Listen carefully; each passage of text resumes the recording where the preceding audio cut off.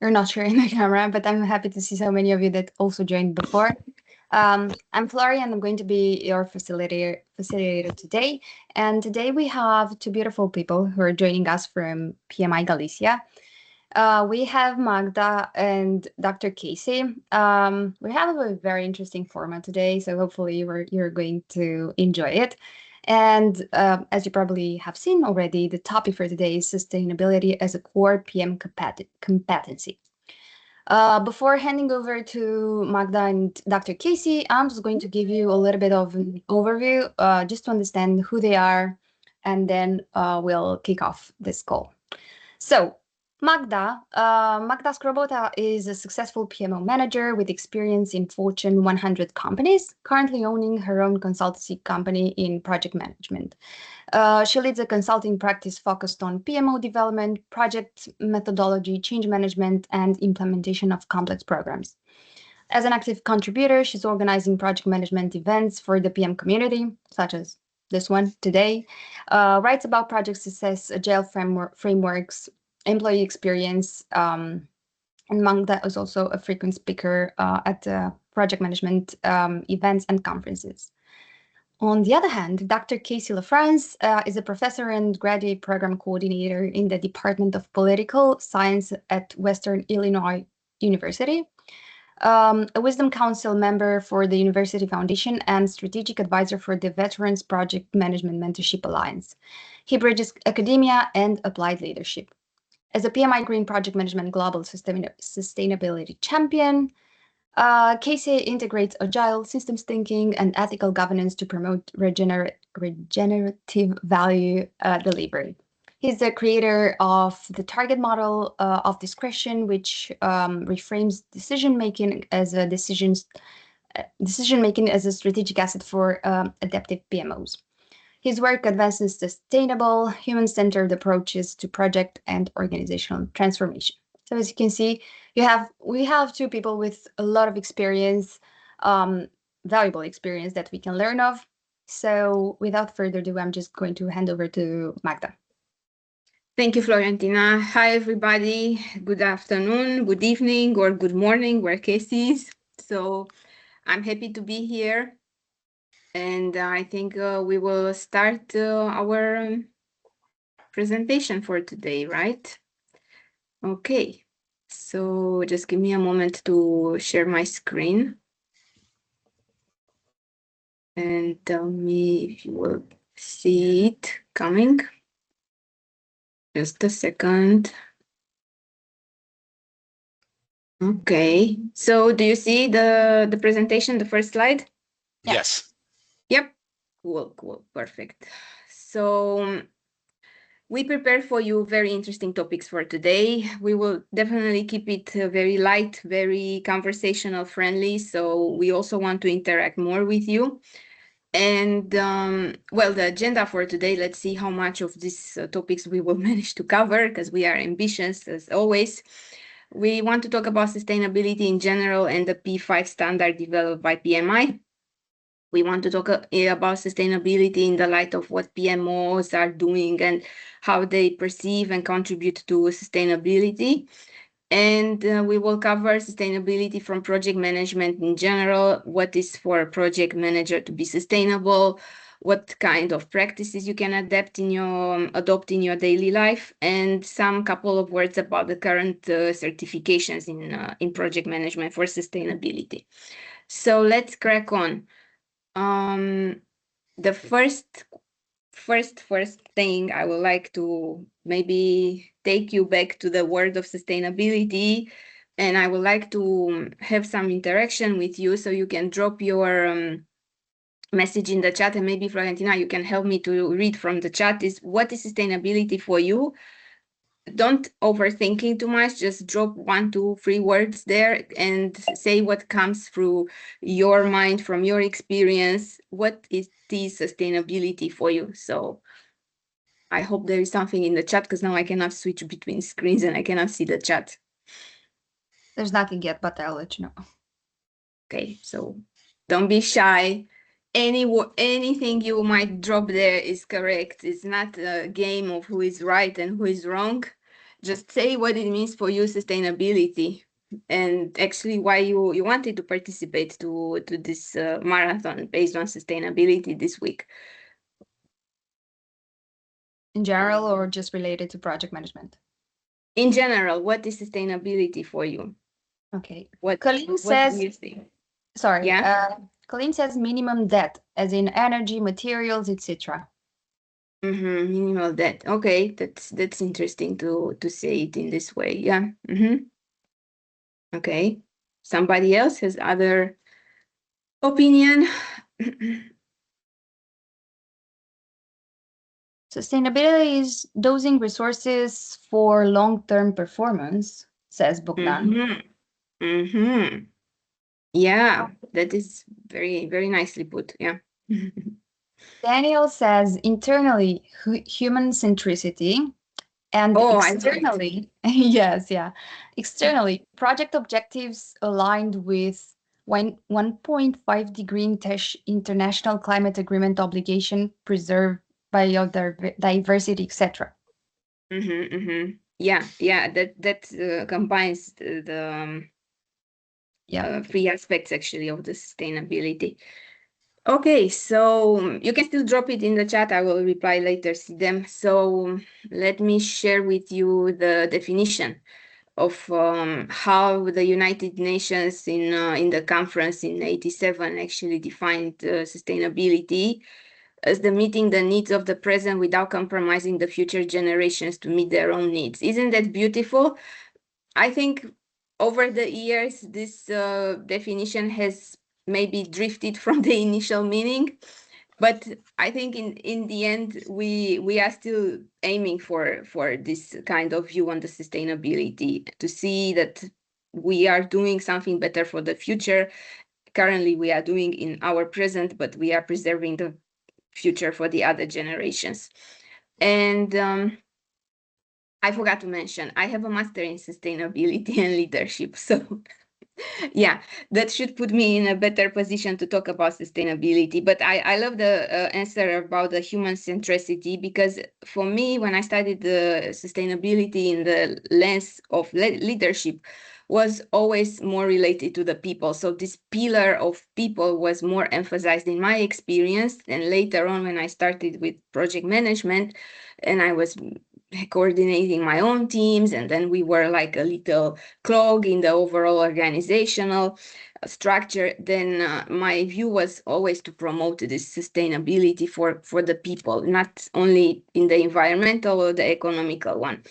And yeah, you know, I think majority of you know that sustainability refers to all these three areas.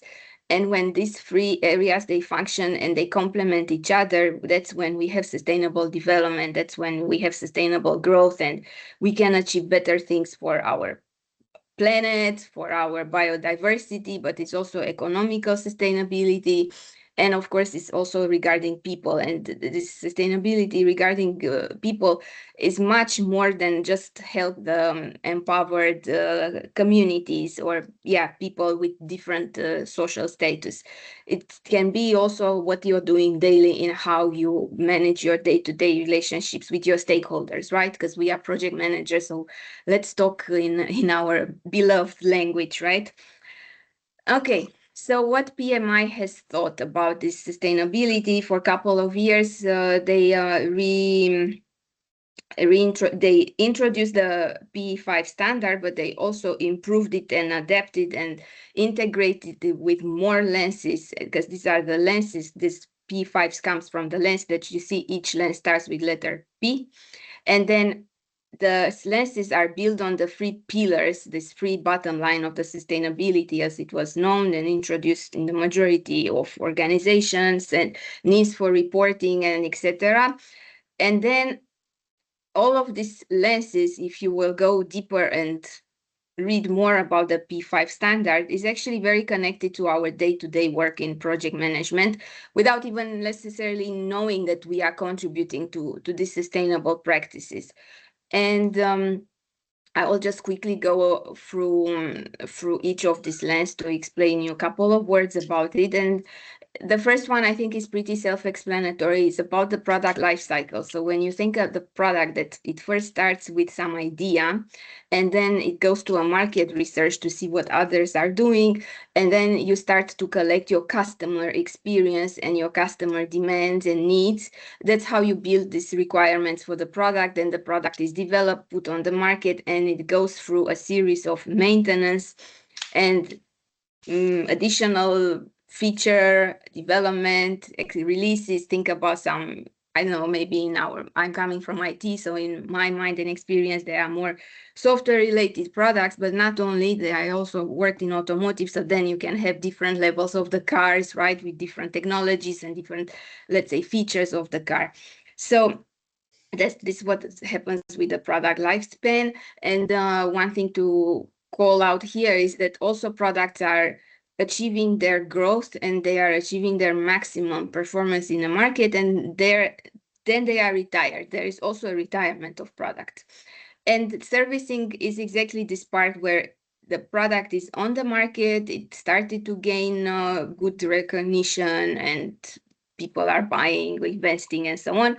So what we need to do to keep maintaining it or growing it, or selling it to more people, then this servicing comes in this area.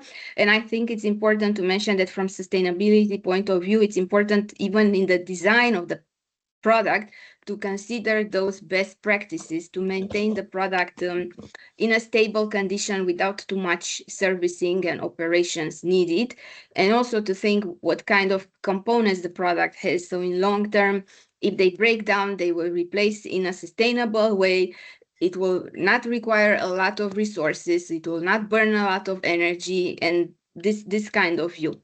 Then the product efficiency refers to actually how those resources that are getting into our product, and our product is consuming or is developed based using some energy inputs, are those efficiently used, like are producing those kind of benefits that the product was initially constructed to have, and how we can manage this balance of the energy and of the resources in a sustainable way. And the process effectiveness, this comes more when you look at this whole, let's say, cycle, because to me it's a cycle. You start with the product lifespan, and then you've got other down the line, other lenses. You see that everything, it's coming back to the first step, and it's a cycle. You always adapt, improve, analyze, and so on. So when I look at this effectiveness, for me, it sends me a lot to the Lean Six Sigma standard. And this effectiveness is coming to, are we actually replying to the customer needs, to initial demands that this product was built on? And then this is fairly important to consider in any development of project initiative. And the last one is the fairness. And the fairness, now when we are in the era of AI, you can think about AI as well as a sustainable or not sustainable product. And for me, when you look at AI from this lens of fairness, you will discover that maybe there are still many things to do with AI to make it more ethical, to bring this fairness to all the stakeholders, to actually envisage AI as a sustainable product for the entire humanity, right? So one more thing I want to give you before I pass it to Casey for a couple of words here. I want to tell you that the P5 standard, it can be both informative and normative. What does it mean, this, from our perspective in project management? Informative, it means that it brings a series of best practices, kind of best thing to do to maintain it, to answer to some of the challenges that we currently have in the world. But on the other hand, it's not prescriptive. So think about the PMBOK. PMBOK is also not prescriptive. So you will not take it word for word what is in PMBOK to apply. The same is here. But it can also be normative. So it can also help, depending on your organization, depending on where you are in the world and how much sustainability is seen and important across your organizational needs. then it can also help to achieve a certification, another standard that is connected to sustainability, so you can use it in this way. Casey, please, I think you wanted to mention here something, right? Yeah, so looking at the P5, I think the origin of the P5 is the triple bottom line. So the people, planet, prosperity. And in the process of developing green project management and what became the basis for the certified sustainable project professional, GPM and Joel Carboni especially looked at products, because that's ultimately what projects produce, and processes, right? And the processes here, I think, where they become important at the project level, tying back to programs, portfolios, PMOs, enterprises, our sustainability reporting starts when the project starts, right? The entire project life cycle, not just at kickoff, right? And the cool thing about that is, if we're recording our project metrics, we're going to be able to consolidate those into larger categories for portfolio, enterprise purposes, and that's going to become extremely important throughout the world. It's already very important in Europe because of the CSRD and the mandatory reporting requirements and double materiality. So giving us a window into the process and the product helps us not just to consider sustainability beyond the triple bottom line. It also helps us to understand use cases and scenarios that project managers would encounter throughout the project lifecycle, from, say, sustainable procurement on the front end to continuous monitoring and controlling in the middle, to asking, what are we doing after closeout? And I think that's the biggest question that I've seen when it comes to process, is with this perspective, we don't close out and say, okay, we're done. We have to ensure that there's some long-term viability and long-term sustainability. And what that really comes down to is knowing that you have tailored the intervention or the take it up and maintain it. Okay, thank you. So one aspect of our discussion that we wanted to bring forward today is how we manage sustainability from PMO perspective, or what PMOs are doing actually to promote sustainability, contribute to sustainability. And according to the P5 standard, and later on we will discuss how actually it's done in practice, because that's where the real life happens, right? They see it in this way that of course the PMO has a lot of responsibility in setting the ground, in setting the rules, right? And that is what we call the governance. And this governance is always related to actually the structure of the company, right? The reporting lines, the hierarchy, the type of different departments we have inside of organization. So then all these processes that we build around these departments to function together and to contribute to an idea of sustainability, to identify initiatives in sustainable development or practices or anything, then it comes to PMO to actually connect those departments and make the governance for enabling them to actually take the decision. Because what is governance? Governance is making transparent decision making for everybody. And when you put together a governance, you have to take into account lots of different aspects of the organization and your product or your project initiative, depending what you're trying to achieve. And of course, the purpose, when we go back to any theory of PMO and the value, because we all hear about value and we will talk about value later on as well. We talk a lot about what is the purpose, right? What is the main driver for the PMO to be successful? And here, it doesn't matter if it is just for sustainability type of projects or other kind of projects, it's always the purpose to be there to achieve your stakeholders' expectations. And if those expectations are related to sustainability, as in this case, then by all means, let's fulfill that, right? And I would say that there is no right or best type of PMO. So whatever you hear or you read, you always need to think if this is something suitable for my organization. This is what they need in this time. Is it going to be sustainable? Is it going to be practical for us to adopt it? And when you go to actually to build your PMO and to actually make your stakeholders aware of what you're trying to achieve for your PMO, it's always make some transparent ways for them to interact with you and also to capture their needs. And this is contributing to those functions of PMO. And those functions of PMO, lately they are called services, and I will talk about those as well. But they are also captured in the KPIs, right? Because you are doing something to achieve some of this organizational needs of your organization, and then you put some KPI on each of those needs, because you need to achieve it, or you are in the process to achieve it, and then you inform everybody else. And this is what comes to the standard as well. There is also the performance measurement, which is one key aspect of the PMO role here.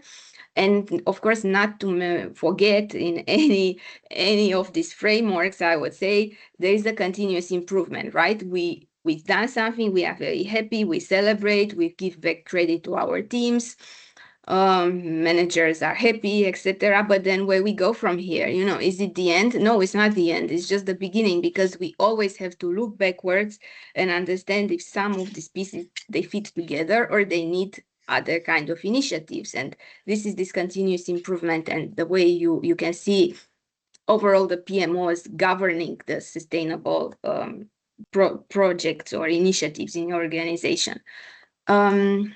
Casey, I think there was a slide here next for you. Yeah.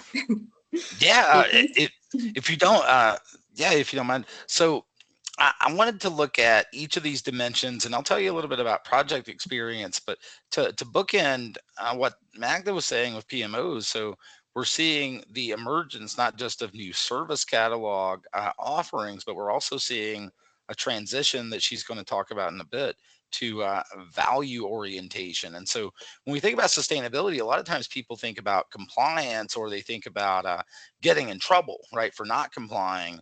And they think about putting band-aids on or repairing. And what green project management does, what the P5 standard does, is it challenges us to think beyond what we can do to repair or what we can do to put a band-aid on. And instead, it asks us, how can we regenerate? How can we leave something better than what we found it, right? So we're going beyond the first do no harm principle, and we're moving to how do we become stewards of value in this context. So looking at the P5, the first thing that stands out, whether you're in tech, healthcare, any other project field, people matter, right? A lot of what we do in our organizations is related to relationships, right?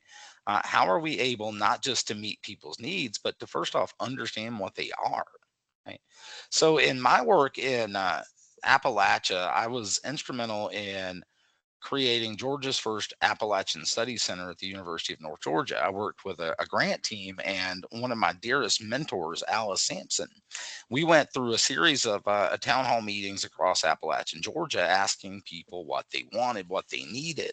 And it's funny because back then, 20-something years ago, we were using something similar to the P5. We were looking at environment, education, economy, health, and culture. So we were looking at those dimensions, and what we found is that people don't want a solution provider. They don't want someone to come in and say, here's the solution. They don't want a helper. And I recognize that from growing up in a post-colonial society, a mining town that had been sort of left by the company. The roads there were designed to carry resources instead of people. And there wasn't a whole lot of forethought going into what's going to happen when the mine shuts down, right? And so I saw this distrust in members of my own community, and I understood it because it comes from people wanting to impose their values. And this is where we see Henry David Thoreau and Ronald Reagan agreeing, when people come to help me, I should be a little weary, right? What that means in terms of people here in the people dimension for the P5, it means if we want people to be involved, then we give them the opportunity. We give them ample opportunity on the front end so that we're able to get into community wisdom. We're able to get into stories. We're able to get into historical institutionalism and other things that our raw data might not convey, right? When it comes to planet, this is where people tend to naturally gravitate when we talk about sustainability. Their mind immediately goes to trees and squirrels and recycling and things like that. These are all very important, but what we're seeing in terms of planet is discussions of materiality. So we're not just talking about the financial consequences of our actions, the financial materiality. We're also looking at the impact materiality. So what is the impact, and does it leave our community better or worse? Right? When it comes to prosperity, again, this is something that we gravitate toward, part of the triple bottom line, right? And also part of the iron triangle, right? We're trying to make money. And when we talk about cost here, in terms of prosperity, it isn't just economic prosperity, right? Though that is important and that is most measurable. And I think where I see economic prosperity in sustainable projects that I've worked in, when you make wellness accommodations, for instance, the return on investment for organizations is huge. The average return on investment for a wellness initiative for an organization is $3.50 for every $1 invested. The best example of that I can think of is a lactation space where nursing mothers are able to nurse their infants. Because of that, they don't have to take time off work. They don't quit their jobs, right? So we're avoiding cost in terms of attrition. We're avoiding cost in terms of lawsuits, but we're also creating an environment that sends a signal that people are welcome, right? Not despite some feature, but because of it. And my own work in sensory room construction has mirrored this, right? We've been able to attract students to the university. We've been able to provide them with support services. We've been able to fund internships and other programs because we created a space for neurodivergent folks on campus to be able to congregate, right? Process. And here we're back to the idea of compatibility with the P5 and agility, right?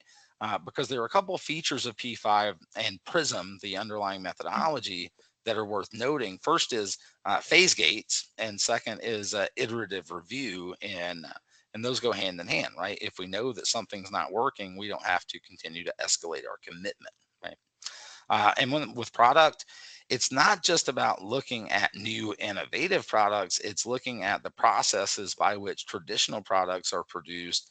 And again, Magda says this ties in really nicely with Lean and with Six Sigma. I think it does too. And one thing that we talk about here is waste. I don't want us to get so hung up on waste because, yeah, waste is important, but really what we're trying to do with these Lean tools is enhance the value of the product by meeting the needs of the customer. Right. So these all work in our traditional project settings. You're probably familiar with these terms, or at least their impacts. P5 gives us a way to see them all at once. And the cool thing about that is we don't have to look at one at the expense of the others. And we're also able to understand how they're interactive so that we can get synergistic effects where not only are we, say, enhancing the value for people, we're also doing something that helps the planet. Yeah. Yeah, and I think that what you mentioned now, the last point, Casey, is important because one without another, probably the effect will not be as good and as beneficial for the stakeholders, right? And that's why each one of them has an equal importance and weight, yeah, to achieve this great result. I will move to the next slide because I want to talk more about the PMO. That was the topic of the presentation, and I'm pretty sure you've seen this before. It's the new PMO value ring from PMO Global Alliance. And if you are familiar to value chains in ITIL, this cycle here, because what I mentioned before, it is a cycle, it never stops. Then you are familiar that it always comes with understanding the needs, understanding expectations of your stakeholders, your customers, your management, your teams, yourself as well, because even yourself, you are a stakeholder in what you're doing in any project.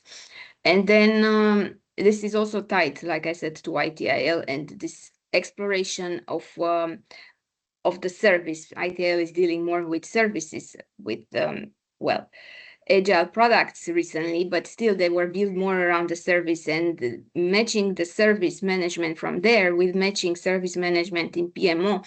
It's a very nice parallel to do, because you need to understand the requirements of your service, how it will be delivered in practice, how it will actually be transitioned, assuming there was something in place that you are trying to replace. This transition always is important, and then you put it in practice, and then you need to maintain it, right? There is this operation part that is always very, very important.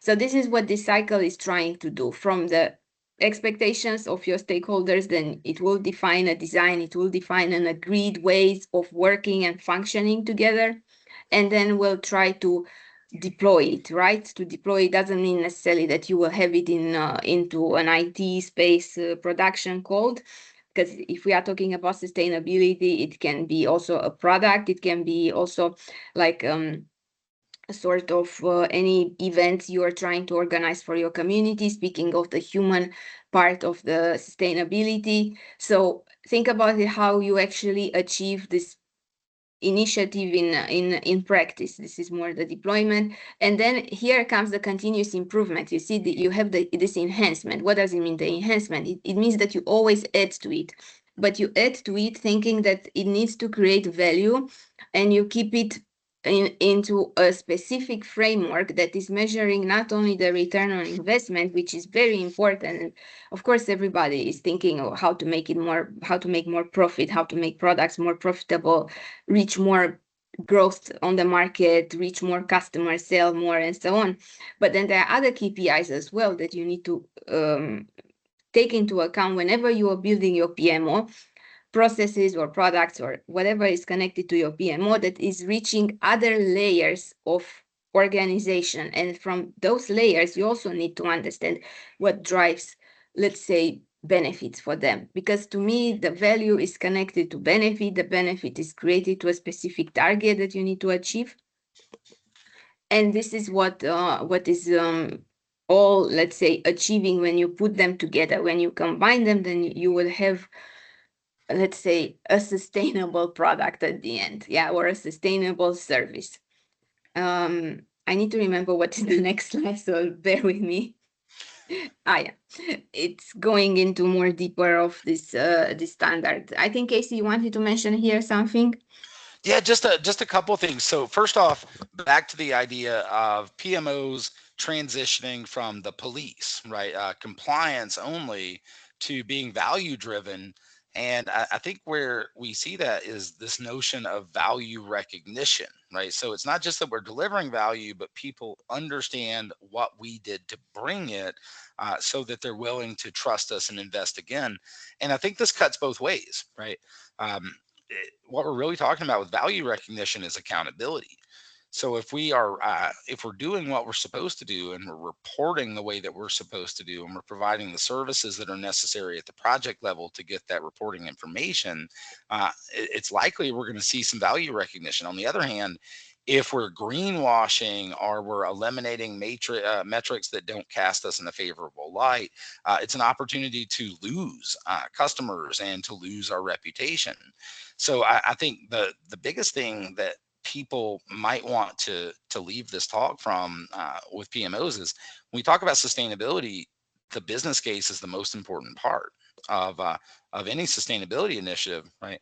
More important maybe even than the charter, because we're able to go back and say, hey, you need to anticipate this, and this is what we're pledging in terms of value, and showing that we can realize it.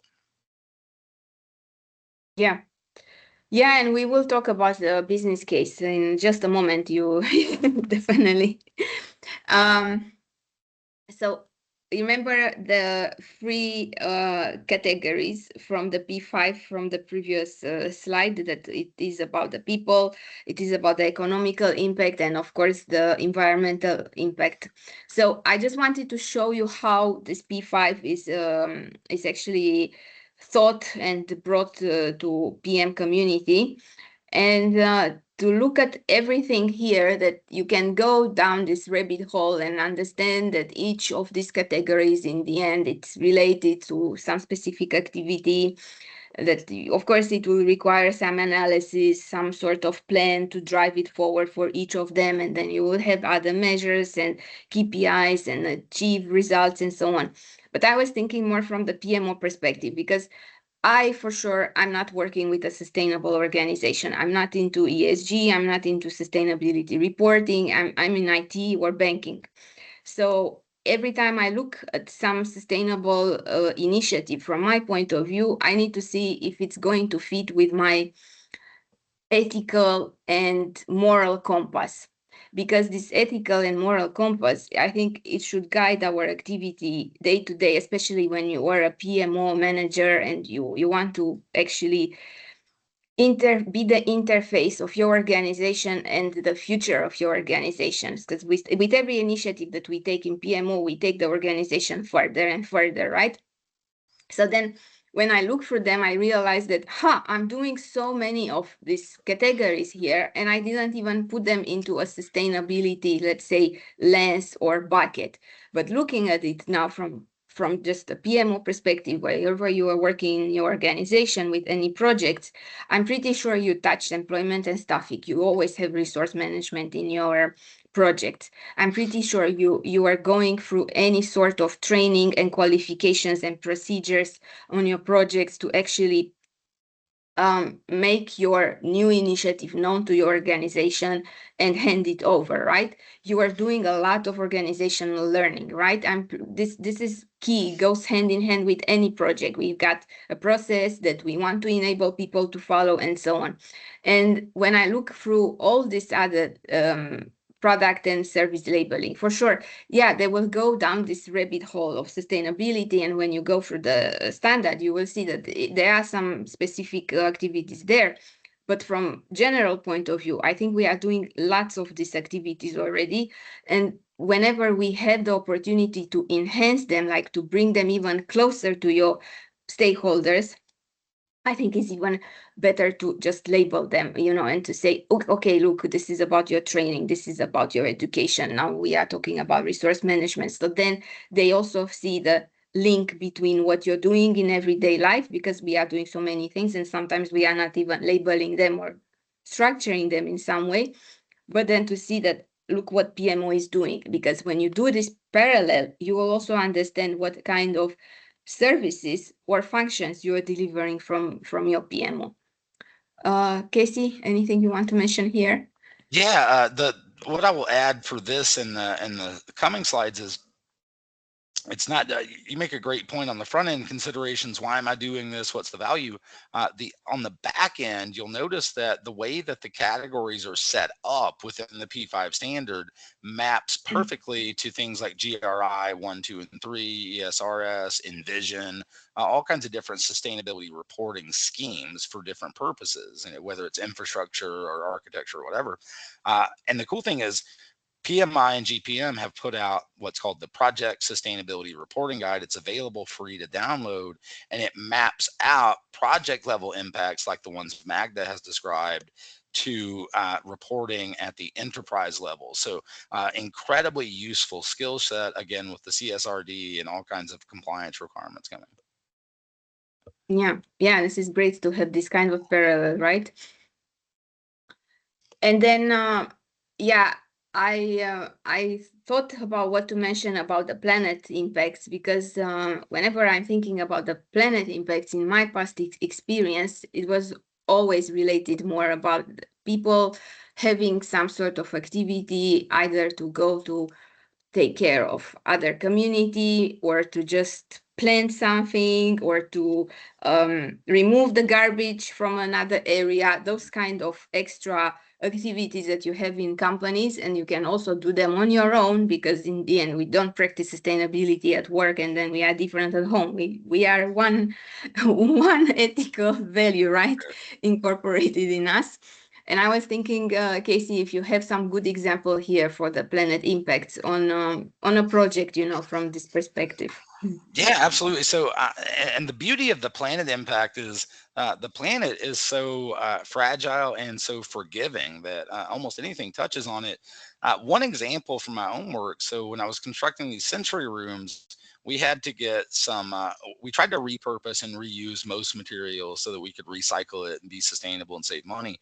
For the stuff that we had to order, we had it locally sourced so that we could avoid two, I would say, 1,000-mile tractor trailer trips to deliver supplies from New York here twice. And we were able to quantify that in terms of the greenhouse gas emissions that we saved, and also the money that we saved from having to pay the transportation company, right? So little things like that add up in just your daily decisions. And you're right, this might make sense just from a business standpoint. It might be something that you don't even think of as a sustainability initiative until you realize that it does have those impacts. And I think that's where materiality assessment is really going to help us to understand how our decisions are linked directly to the impact, so that we get a fuller picture, not just of how we are contributing to the degradation of the environment, but maybe also how we're contributing to its elevation or its regeneration. Yeah, so true. And the last of the category that is mentioned in P5, the economical one, this is, named prosperity. And I think it does sound better, right, than the economical. It gives you a better kind of ethical perspective. Yeah, we all want to be growing or raise our kids in a prosperous environment and so on. But this is more related to actually the prosperity of your organization and how you manage your organizational needs in terms of reaching those results, reaching those key strategic objectives. Yeah, because we were talking about the PMO, and we all know that the PMO wants to be very strategic. Yeah, this is what you see all over the place, that the best PMO is the one strategic, that is driving portfolio, that is contributing to the strategy, defining strategic objectives, etc., etc. And I learned that over the years, and also from theory, that this is not necessarily the best approach. The best approach is to follow the needs of your organization and stakeholders. In the end, if there is let's say, a hierarchy step that you can take to embed anything in the strategic point of view, then fine. But majority of time, your journey with any project and PMO will start with, you correctly said so, Casey, 2-3 slides ago, with a business case, right? So before we even start with thinking about your plan, thinking about your stakeholders, etc., there is always the business case. There is always the why we take it, why we need to do it, why. This why starts in the business case, and then you drill down to the benefits, what you gain from it. And think about it in this way for anything that you're doing in project management, whether you are a PMO manager or project manager, doesn't matter, portfolio, you always start with the why. So these activities listed here are very important. And also, when you think about it, that we've been doing them as project management professionals, we are doing them on a regular basis. We just didn't think that, okay, these are very much connected to maybe sustainable development in the economical perspective of our organization. Then this kind of opens a different sort of thinking, right, of different mindset. And for sure, one part of having a successful PMO is also to have a report and a scorecard and those KPIs, which are all the time linking to the return on investment, whether we'd like it or not. But I also like very much this lens of business agility, right? Because in the past years, we've been going through so many changes in our planet, economical, pandemic, wars, etc., right? They all affected us. And think about how much we managed to grow and how much we learn one from another, and of our own as well, of ourselves. We learned during these past 6 years, right?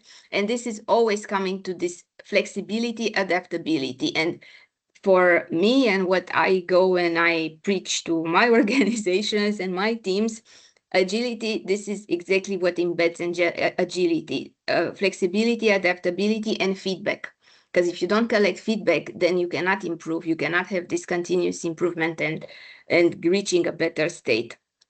So I like it how they define all these activities that we do and actually are needed for economical impact.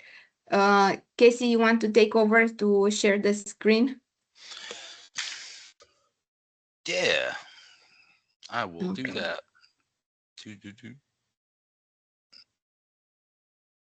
All right, and I need to catch up to your deck here. I think we were leaving off prosperity. Okay, so with prosperity, just to throw it in here, I think Magda did a great job of explaining this, but whether we're talking about the people, planet, or prosperity categories, in terms of their overall impacts on the business case, on value for the organization, for the PMO, I think it's important to understand that prosperity is going to look different in different settings, and we shouldn't all have the same aspiration. Not every organization needs to scale into some ginormous organization. It might be that when we're looking at prosperity, we're looking at are we able to continue offering what our services or our goods in a way that's compatible with the community's expectations, needs, wants, right? So looking at these impacts more broadly, who benefits? And the other side of that question is who doesn't, right? Traditionally, for far too long, we had kind of a utilitarian perspective where we said the greatest good for the greatest number. And what's unfortunate about that is that means up to 49% of the population can be kind of left out in the cold. So instead, what we're saying is, how can we create conditions where instead of asking people to compromise, give something up, we're able to co-create solutions that benefit us both, right? That's the mindset switch. That's the regeneration. We're not trying to repair things. We're not trying to put a Band-Aid on them. We're trying to generate new ideas, right? We're trying to innovate, and the climate needs it, right? We're going really fast toward the 1.5 degrees Celsius ceiling. We have lots of after effects in sustainability across all of those dimensions that we've talked about. What footprint are we leaving? Right? Are we coming in and leaving an area better than we found it? And ideally, what we're doing as project managers is we're able to implement what folks want, what they actually require. And to get down to that, get into the benefits and the footprint, we're going to have to talk to people. We're going to have some in-depth qualitative sorts of conversations, right? How do we create value, right? Values in the eye of the beholder. And when we're thinking about value in the context of, say, projects I've worked in say, Osun State, Nigeria, that's quite different than value in the students that I train at Western Illinois University. Right? Harmony, how do we work together? How do we communicate effectively? And I think the cool thing about sustainability in projects is it gives us a common language across functional dimensions, across silos in an organization. And then finally, who are we building with, right? Ideally, we're all part of this. And in talks I've given for green project management and PMI, I've had a couple of instances where, say, software developers will approach and they'll say, I recycle, but I'm in software. This really doesn't have anything to do with me, right? And at the really pedantic level, we could say, well, think about energy usage for, say, LLMs, or think about all of the cost of mining lithium for your batteries and that sort of thing. But beyond that, when we think about green software, right, a lot of what we can borrow from humanitarian, environmental, squirrels and birds kinds of projects is just as applicable there, because we want business value, right? So who are we building with, and whose voice has been heard? That's this forces us to think not just in terms of accountability, but also about power. right? Because power isn't just about getting what I want. It's also about keeping you from getting what I don't want you to have, right? So more transparency. And the cool thing about this in terms of transparency is this takes the pressure off of the project manager to try to nudge the sponsor or nudge the executive to take action. Because if we have transparency, if we have a public dashboard where people are looking, they can see where the delay is, where the bottleneck is, and who is the owner of that delay. And often in government settings, we see that once that is identified, things tend to pick up a lot more hastily. So what are we looking at in terms of competencies? Well, as a project manager, ultimately, we're talking about leading the value, right? And that's going to be not just your scheduling, not just your stakeholder alignment, but in terms of actually executing and learning. And again, PRISM has phase gates. There are opportunities to review. And a lot of the conventional approaches that we have to predictive projects where we invest and then at the end we say, well, maybe we wasted our money, that is stubbed. We don't have as much in the way of escalation of commitment. And because of that, we're not stuck looking in the past for solutions to problems that have presented themselves in the present, right? So we're talking here on value, not just financially, but also across all these other dimensions. What are we doing to improve, say, quality of life? What are we doing to foster biodiversity? And all of these things are represented in the approach that PRISM takes, right? So when we look at, say, risk management, we don't have just our traditional risk categories. We have risks mapped throughout all of the different dimensions that PRISM offers and that the P5 standard offers. So we get a more holistic systems mindset where we're looking not just at what's happening internally, but we're looking at our effects on the environment and vice versa. So in terms of practice, just a few examples from my own work, again, with sensory rooms. We're dealing with people who have traditionally been excluded, right? Until 1974, there were laws on the books in the United States that were called ugly laws that said if you had some sort of disfigurement or mental health or neurodivergent condition, you had to stay out of public sight, right? And we're trying to flip the script. We're saying, hey, we have an inclusive environment that welcomes neurodiverse people. What do you want in your room? Now, they design this room. They tell me what they want in it. We get it funded. We get it set up. And there's some things in there that I wouldn't have selected, right? I never would have asked for, say, a mini fridge, but the students did. They got it, and then they never used it, right? So it's an example of helping them to understand when you get what you want, it may not be what you want. But more broadly, we're creating conditions that engender psychological safety and send the signal that you're welcome. And the cool thing about these rooms, right? They're a lot like a handicap parking space. Even if they're not being used, the mere presence of these rooms sends a signal, right? Same across neurodiversity support, town halls, and execution.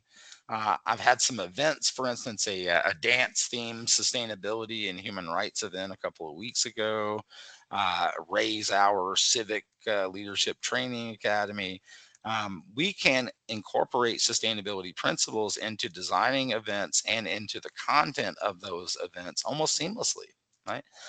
In the developing world, I've worked with 𝐬𝐞𝐬𝐤 project out of Eden Educare in Osun State, Nigeria. When I was starting this project, we wanted to run a cohort of women through a certification training to get them prepared to be development project managers. I wanted to look at self-efficacy, and I also wanted to look at social capital. Well, after being embedded with the group for a while, it dawned on me that self-efficacy at the individual level was not a metric that was going to produce any meaningful outcomes with this group, because culturally they focused on the phrase Ubuntu, right? I exist because you do, right? The community exists because I do. So the idea of individual achievement as a metric was almost laughable, because these folks were there to support one another to co-create something together. Same with nonprofits in veteran transition services. Right? A lot of things that people learned in the military about survival, right, or waste reduction are just as applicable in sustainable settings. And I'll say necessity is the mother of invention. I talked about jugaad innovation in rural areas of India, for instance. Same with where I came from in Appalachia. When we don't have a whole lot of resources, you tend to be a little more creative or a little more inventive. So a sustainable mindset in these other areas of the world has really helped me to see that there are more than one solution to every problem. The answer tends to always be it depends, but if we have these fundamental principles in place across different environments, we can still tailor and develop adequate context. Right? You're already practicing this, by the way. Right? If you're, just as an example, if you're a software engineer, look at all the things that you do that are already compatible with sustainability. So some people might say, gosh, I don't want to do this because it's a lot to learn, it's extra work. A lot of this work you're already doing, it's a matter of categorizing your metrics and getting your data in order, because you've already are doing this, right? And the last thing I wanted to say is this is a timely talk because on June 5th, the Green Project Management Basic Level Certification is transitioning to the new PMI Certified Sustainable Project Professional. And just some statistics and a couple of numbers from PMI's official announcement about that are included in that slide. And Magda, I'll stop sharing if you want to go back to your presentation, or we can just open it up for questions. I think we can open up for questions, sorry. So we are waiting for you guys. Don't be shy. Pick our brain, ask whatever, of course, relevant to the topic here or project management in general. So maybe you have questions about how to apply sustainability in AI, or how to implement sustainable projects in your company, where to start, you know. One thing I want to know, just as a curious Westerner, the CSRD requirements haven't hit America yet. I think 2028 is when American compliance is expected, but I know it has already hit in most of the EU. If anybody wants to share their experiences with that, I would just be curious to hear them.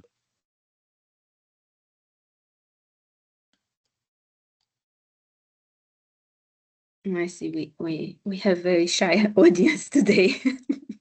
I'm working for an American company, so it doesn't apply. Fair enough.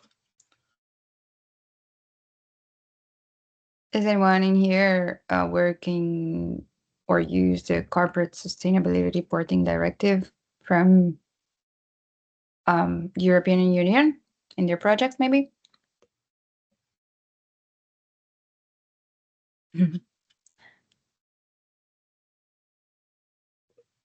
Oh, I see a hand Roxana. up. Yes, hi everybody. Hi. I'm Roxana Crăciun. Actually, tomorrow there will be a presentation on CSRD reporting. So I think I don't want to spoil it for the moment. Maybe you can join tomorrow and hear more about it. That sounds great. Thank you so much. Thank you, thank you. I'm familiar with GRI, and I think it's relatively easy to crosswalk those, but where we're seeing in America, at least some innovation is in California. California has already adopted the EU reporting standards that will be mandatory for all the other states in 3 years. So.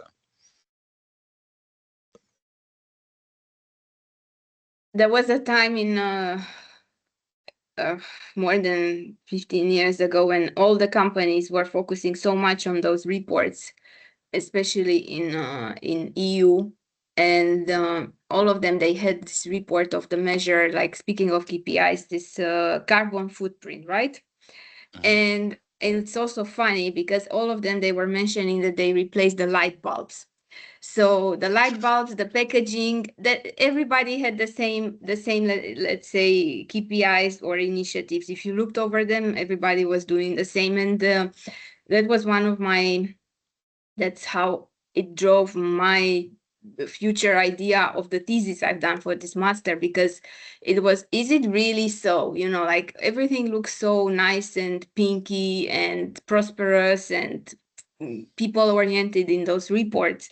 But what about their employees? You know, you don't have to go far, like to ask people from the street how they feel about sustainability, because in those years people probably will not be able to relate much to it, except maybe, like you mentioned, you know, it's the squirrels and the birds and the bees.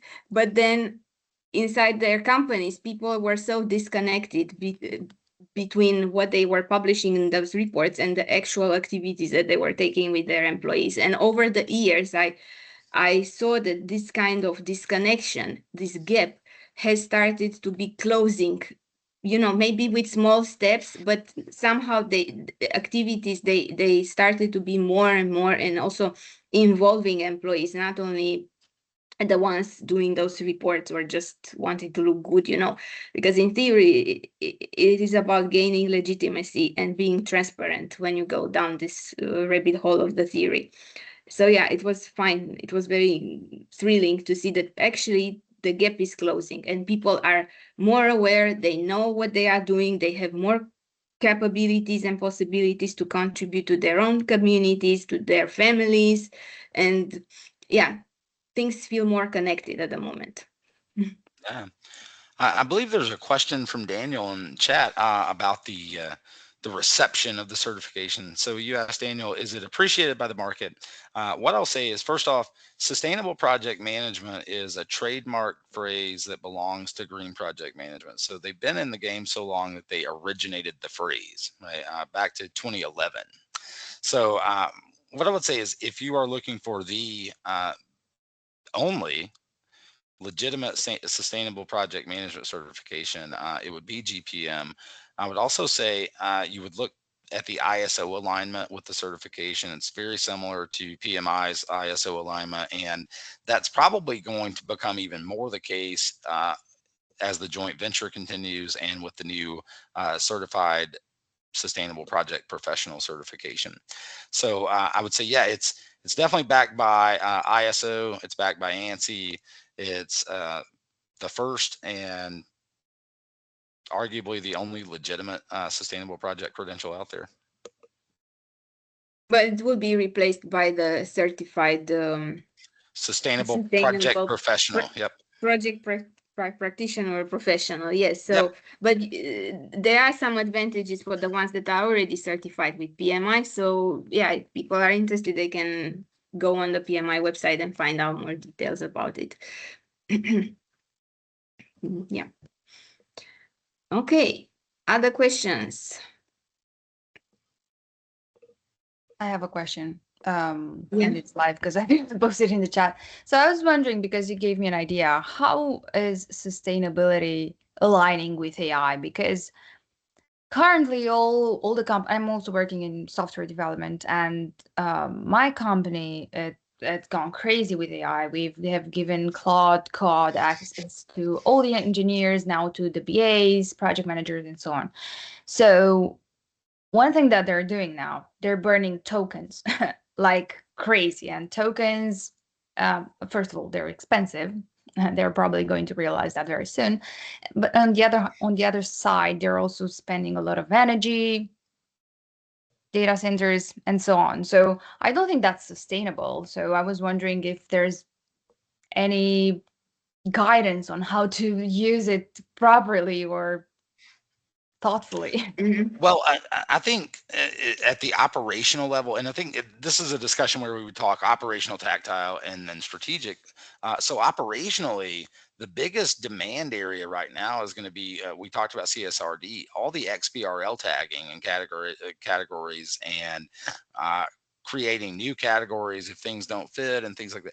That's going to require the nexus of agility, PMOs, and sustainability working together seamlessly. But I'm actually researching and going for all sort of AI speaking opportunities. So it's some topic I am, let's say, close to it. But it all starts with this business case. When you look from the perspective of the companies, when they just start to deploy whatever, like you mentioned, they start to give you licenses for Copilot or Claude and so on. Nobody is asking back to leadership, what is the thing, you know, why we are doing this? why? Because this why it's also important, and without a concrete strategy, to me, this AI can be done, can achieve and can be done in a sustainable way for the entire organization, involving all those departments, because majority of this AI stays with IT, and then the benefits are not cascading to other departments, and majority of them, they actually stay in the pilot phase. They don't advance over the pilot phase. So then when people will start to challenge more and more this way of working, I think then it will become more sustainable. And then when these ways of working will be incorporated, like all those models that we presented you before, you know, with the value chain, with the PMO value ring, whatever, ITIL and so on, things will start to make more sense for people, and it will be beneficial for us as well as the end user, but also as the employee of these companies, because we will not be feeling threatened so much by AI, right? Like they would come after our job. So yeah, it's way of shifting the mindset. And I think it's in your power as project management professional to raise your hand, to start those difficult conversations with your managers and say, okay, I can help you do a great work, you know, if you give me the chance to show you that I can achieve it in a more, let's say, structured and PM approach, and just run with it and see what happens. You know, you've got one shot at it, run and see what happens. I've done this in previous organization and they didn't say no. So I started from strategy downwards to why we use it, how we are going to train it, all change management in place, and people loved it. So I also encourage you to think in this way with your AI. Yeah, and I think in general, just to piggyback off of that, one thing that we might consider is the project level reporting and the things that we've talked about. It's not just so that we can have something that feeds into a larger aggregate report. It's also so that if something goes wrong, we can point to the sponsor, we can point to the executive, and we can say, look, I tried to tell you about this here in this memo, you signed off on it and said, don't worry, and now it's the issue. So it also has that extra value of keeping transparency and keeping communication in line, so that people who might have a tendency to remember what they say have their words on paper, and you can read them back to them.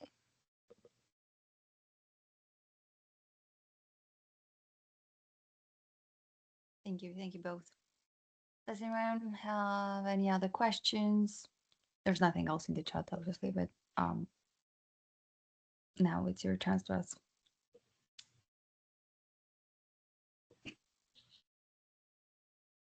No. Okay.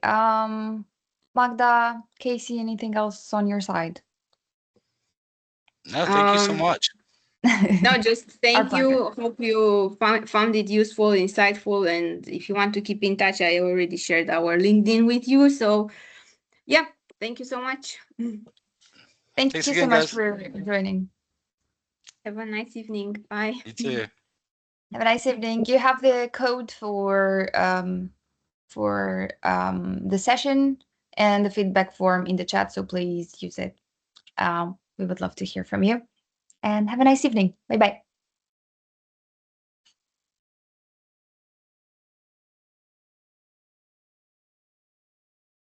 Sorry, if you're still there, I don't have a code in the chat. Can you please paste it again? Because since it has been deleted for me. Can somebody paste it?